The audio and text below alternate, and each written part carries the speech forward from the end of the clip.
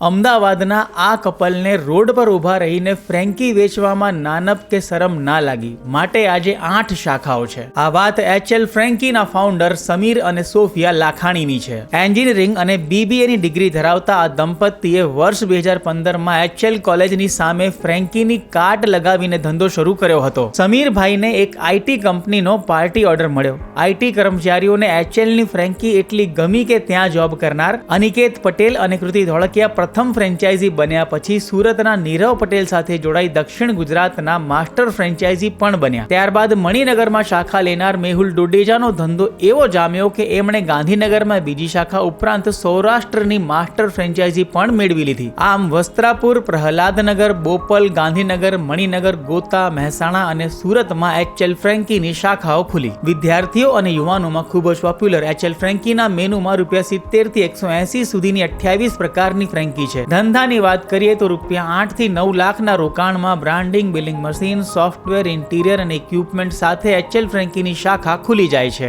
આ ધંધા માટે મોટી દુકાનની જરૂરિયાત ન હોવાને કારણે 250 થી 300 સ્ક્વેર ફૂટની નાની દુકાન ફ્રેન્કી આઉટલેટ માટે આદર્શ ગણાય છે. બ્રાન્ડના દાવા પ્રમાણે ફ્રેન્કીના ધંધામાં ગ્રોસ પ્રોફિટ 50% અને નેટ પ્રોફિટ 12 થી 20% વચ્ચે હોય છે. રોયલ્ટી 5% છે, પણ શાખા બ્રેક ઇવન ક્રોસ ન કરે ત્યાં સુધી રોયલ્ટી લેવામાં આવતી નથી. તમે કેવી બ્રાન્ડ ઊભી કરવા માંગો છો મને કોમેન્ટમાં જણાવો, અને વધુ માહિતી માટે સ્ક્રીન પર દેખાતા નંબર પર સંપર્ક કરી સમીર અને સોફિયા લાખાણી પાસેથી માર્ગદર્શન મેળવો.